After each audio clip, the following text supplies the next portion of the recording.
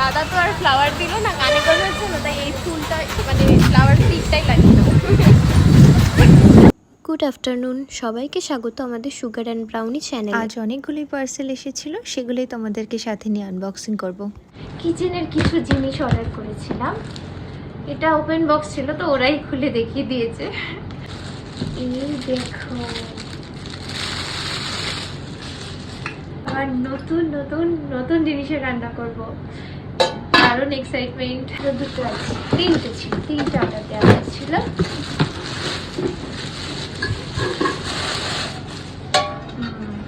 দারুণ না?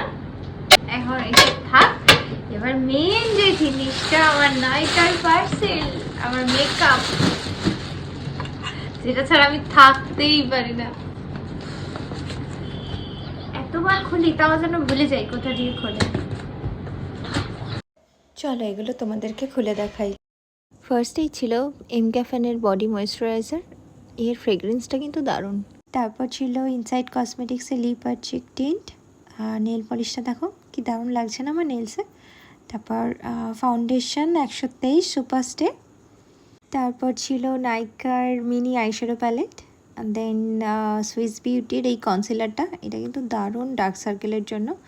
আর ছিল একটা লিপস্টিক, এটা আমাকে গিফট করেছে আমার বার্থডে মান্থ বলে, এটাও মেবেলিনের।